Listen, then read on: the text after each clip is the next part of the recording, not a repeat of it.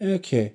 I am making a Millennium deck profile with the release of Maze of the Master, giving this deck two more cards I can use. So I have both those cards at 3 just so I can test them.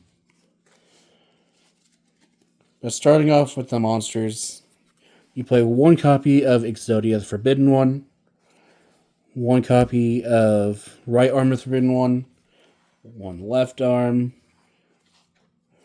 one left leg of the Forbidden One, and one right leg of the Forbidden One.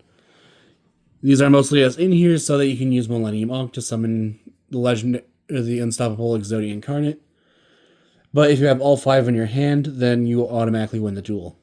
So that's the alternate win condition. Speaking of that win condition, I do play 3 copies of Sangan. Sangan has the effect that when it is sent from the field to the graveyard, then you can add a monster from your deck to your hand that has 1,000 or less attack.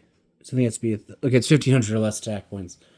However, if I remember correctly, the effect change was something like you cannot. Okay, you cannot activate the effect of the card you add. That's what it was. Couldn't remember the effect change of it. That put me was a 3. And then I also play 3 copies of Witch of the Black Forest, which does the same thing but for defense points. And then you cannot use the effects of the added card until the end of the turn. And then one thing I'm trying just because my friends liked it, so I figured I'd try it out too, is I play 3 copies of Fiend Reflection of the Millennium.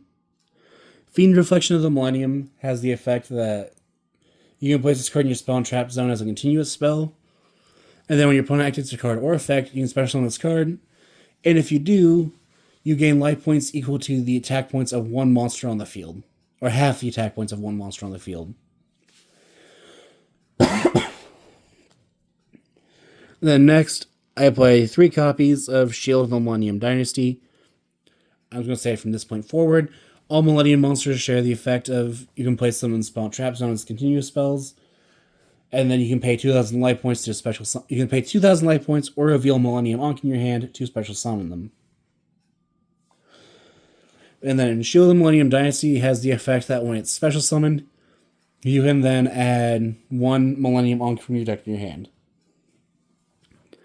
Then I play 2 copies of Golem that guards the Millennium Treasures. This card, when summoned, lets you add Wedge Temple from your deck to your hand. It's either Wedge Temple or a Wedge card. Okay, yeah, it's Wedge Temple. Didn't think they thought that far ahead with this card. And then next I play 3 copies of Sengenjin Wakes from a Millennium. Sengenjin has the effect that when it's summoned, lets you add a Millennium monster from your deck to your hand. And then next, I play 3 copies of Heart of the Blue Eyes. Heart of the Blue Eyes is treated as a Millennium monster, where you can then discard it to add Millennium Ankh from your deck to your hand. And then, if this card's in your graveyard, and your opponent has special summoned a monster with 3,000 or more attack, or is level 8 or higher, while you have activated and resolved Millennium Ankh, then you can activate this card's effect, target that summoned monster, return it to the hand, and if you do, special summon this card. And then control of this card cannot be switched, which that's only there for anime reference purposes, as far as I can tell. Just because the line where Solomon says, "This card is so powerful, so rare, I never let it leave my hands." And then Tristan just yoinks it. And then lastly, for the monsters, I play 1 copy of Arch Nemesis Ashados. Ashados is only in this deck because I play a certain spell card that can add this card, so why not add both? But Ashados has to be special summoned from your hand by banishing 3 monsters with different attributes from your graveyard. Ashados cannot be destroyed by card effects. And then, once per turn, you can activate Ashados' effect to declare 1 attribute that's on the field. Destroy all monsters on the field with that attribute, and monsters of that attribute cannot be special summoned until the end of the next turn. This is my answer to Blue Eyes. As you summon this going first against them, call light, and they kind of can't do anything. because now they can't special summon their light monsters. And then moving on to the spells, I play 1 copy of Obliterate Blaze. Obliterate Blaze has the effect where you can target... Yeah, or my bad, you don't target. 1 level 10 or higher monster on the field with Exodia in its original name gains the following effects, where it can inflict piercing damage, and then once per turn it can activate its effect to then be able to destroy all spell and trap cards on the field, and if it does, you can then equip for each of the Exodia pieces from your hand or deck to it and then it has equipped spells that increases attack by 2,000.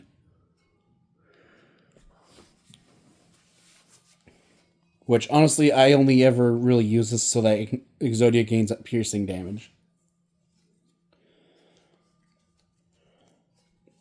And then I play 3 copies of the Melody of Awakening Dragon. This card lets you discard a card to then add up to 2 dragons that have 3,000 or more attack, and then 2,500 or less defense from your deck to your hand. And then next is one of the new cards I play 3 copies of, which is 3 copies of Grief Tablet. Grief Tablet has the effect that it's always treated as a Wedju card. And then the equipped monster cannot attack or be tributed. Also, its effects are negated. And then once per turn, if you control the equipped monster, you can add 1 Wedju card from your deck to your hand, except for another Grief Tablet. If this card is sent to the graveyard because the equipped monster is destroyed, you can inflict 500 points of damage to your opponent. Which, honestly, what I will mainly use this for is just equip it to an opponent's monster so that that monster has its effects negated. And then next, I play 3 copies of Wedju Temple.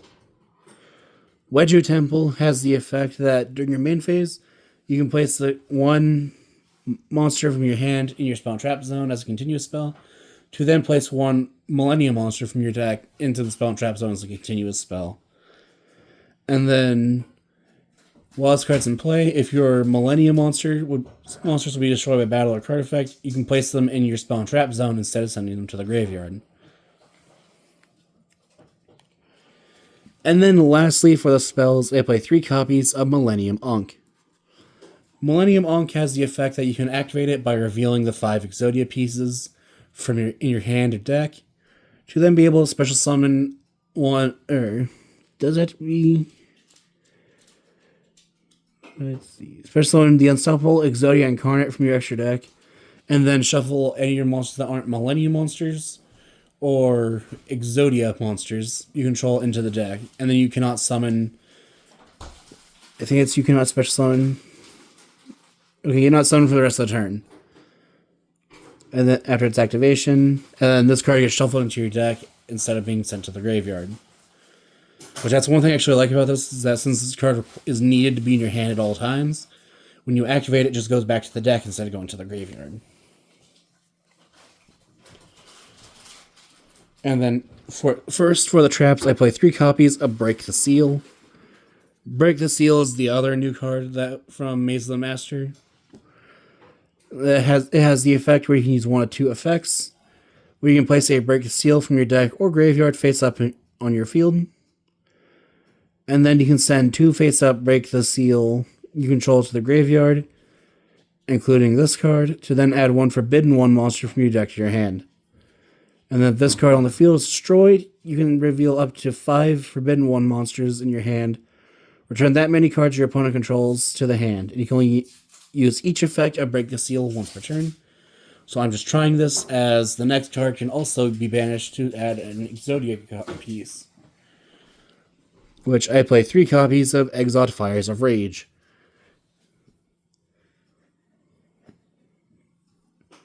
And then it has the effect this card is always treated as an Exod and Obliterate card, which I honestly still haven't figured out the point of that. I'm pretty sure it's just for being able to be set by the Unstoppable Exodia Incarnate, but I'll get there when I get to the extra deck. But it has the effect that if you control a level 10 or higher Exodia monster, you can destroy all cards your opponent controls. And then if this card is sent to the graveyard, or if this card is in the graveyard except the turn it was sent there, you can banish this card to then activate one or two effects. You can add a Forbidden One monster from your deck to your or graveyard to your hand, or you can shuffle up to 5 Forbidden One monsters from your graveyard and or banish into the deck.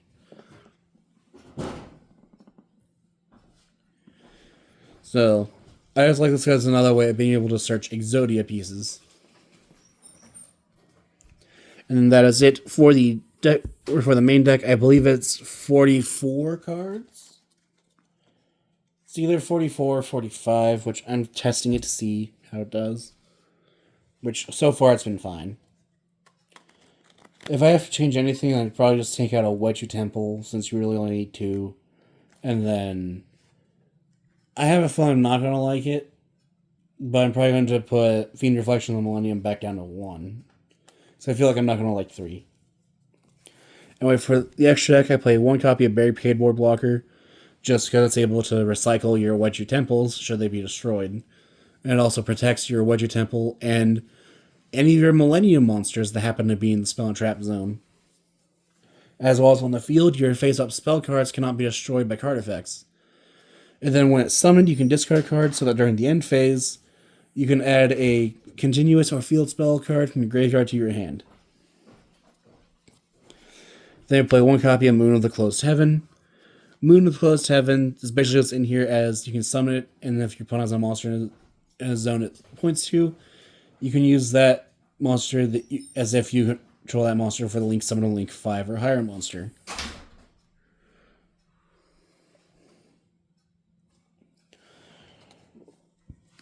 Then I play 1 copy of SP Little Knight. SP Little Knight has the effect that if you Link Summon it by using a monster summoned in the extra deck, except for a Pendulum monster, then you can target 1 card on the field or in the graveyard, banish it, however your monsters cannot attack directly that turn. And then it also has the effect that when your opponent activates a card or effect, as a quick effect, you can activate this effect targeting 2 monsters on the field, with at least 1 being something you control, to then banish both until the end of the turn. You'll use each effect of SP Little Knight once per turn. Then next I play 1 copy of Nightmare Cerberus, 1 copy of Nightmare Phoenix, and 1 copy of Nightmare Unicorn. Each of these 3 monsters have an effect that activates on summon where you discard a card, target a type of card, and then destroy that card. Cerberus will let you target a special summon monster in the main monster zone to destroy. Phoenix will let you target a spell trap card your opponent controls to destroy. And then Unicorn will let you target a card your opponent controls to return it to the deck. Or is it returned to the hand? I don't remember. Let's see. Okay, shuffle it into the deck. And then if they are co-linked when you use this effect, you can then draw 1 card at the end of it. And they each also have an additional effect where Cerberus will make it so that it and co-linked monsters cannot be destroyed by card effects. Phoenix will make it so that it and co-linked monsters cannot be destroyed by battle. And then Unicorn has the effect that during your draw phase, instead of conducting your normal draw phase, you can draw a number of cards for every other monster that is co-linked. So if it's co-linked with, say, I don't know, 4 other monsters, because that was actually a thing at one point, then during your draw phase, you can draw, was it 6, or is it actually every other? Okay, no, it's for each different name that's co-linked. So you have 7 co-linked monsters with different names, you can draw 7 cards for your draw phase. But that requires you to have 7 linked monsters in play that all point to each other. But usually, those last effects of these cards never really matter, so... Eh. Then I play 1 copy of Access Code Talker. Access Code Talker has the effect that your opponent cannot activate cards or effects in response to this card's effects. When it's summoned, you target 1 link monster that was used to summon it, and then it gains attack equal to that link monster's link rating times 1,000. So if you summon this by using a Link 5, for example, then Access Code Talker will gain 5,000 attack. And then Access Code Talker also has another effect where you can banish a Link monster from your graveyard, target one card your opponent controls, and destroy it. And then you can use that effect as many times as you want. But each time you use that effect, you cannot banish another Link monster with that same attribute. So if you have two dark monsters in your graveyard, or two dark Link monsters in your graveyard, you can banish one of them with Access Code Talker's effect, but you can't attempt to banish the other as well with Access Code Talker's effect. And then lastly, for the Link monsters, I play one copy of Underworld Goddess of the Closed World. As you can use with this card, you can use one monster your opponent controls or your Link summon this card. And then when it's Link summoned, it negates all face-up cards your opponent currently controls. And then it's unaffected by other cards' effects unless they specifically target it. And then lastly, your opponent will activate a card or effect that would special summon a monster from the graveyard. You negate that card, and if you do, just destroy that card. And then next, I play number 15, Gimmick Puppet Giant Grinder. This is just in here for the Ryziel matchup, as you can use this to either bait out a detonator effect, or you can use this effect to bait out the effect of the field spell. But Giant Grinder has the effect that twice per turn you can detach a material, target a special summon monster your opponent controls, and destroy it. And if that destroyed monster was an Xyz monster, your opponent takes damage equal to that destroyed monster's attack points. Then I also play Lancelot, Ghost Knight of the Underworld, just because it can attack directly while it has material. And then it is a mandatory negate. So the first card or effect that will be activated each turn, Lancelot will attempt to use a material and negate to destroy that card, which unfortunately would also include its own effect. But Lancelot has the effect that if it dealt damage, then his turn. What's the other trap or another monster? Okay, it won't be its own effect. It has to be another monster. I don't know why you always think he has to. Okay, negates the activation when he does that. Then you target one face-up monster your opponent controls and destroy it after it's dealt damage. Okay. So while its material can attack directly, when it's done damage, you can target one other monster on the field, destroy it. And then when a spell or trap card or another monster's effect is activated, detach material from this card, and if you negate its activation. Honestly, though, these two are mainly just here. Well, Giant Grinder is here for the Ryziel matchup, and then Lancelot's mostly just here for Ultimate Slayer purposes. Speaking of Ultimate Slayer, Cypher Mode Omega is here for the exact same thing. As Omega has the grave effect of you can shuffle this card and one other card in your graveyard into the deck. So, against like a Blue Eyes matchup, this card I actually found to be really funny. As I can send it with Ultimate Slayer, it'll then put itself and another monster in my grave that I want back in my deck. And then it's there if I need to use an Ultimate Slayer again in the future. And then Garura, again, is also here for Ultimate Slayer purposes, as it also has a grave effect that makes it so you can draw one card.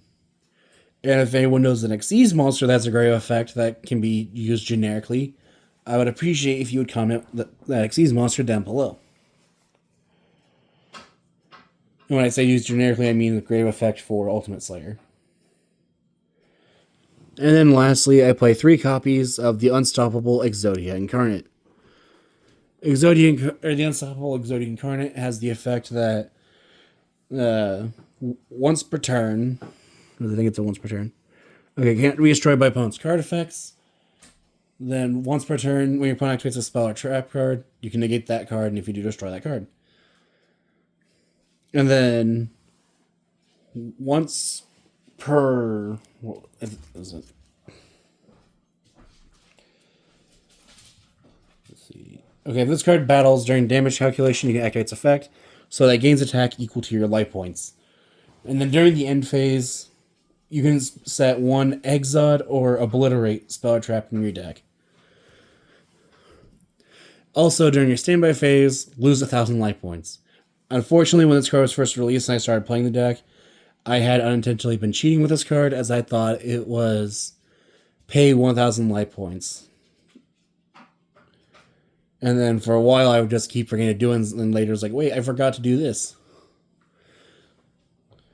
But I would always forget about it or misread it, which is normal for a Yu-Gi-Oh player.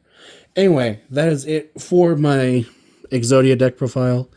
If you have any ideas wanting to improve the deck, any ideas for decks like to see face each other, or decks like to see me made in the future, comment down below. I always read the comments. And again, if you can think of an Xyz monster that has a generically used grave effect that can be used in this deck, please comment down below. I really want to have something I can use that isn't just being sent because it's there. But like I said, I always read the comments if you leave a comment, and thank you for watching if you're still here.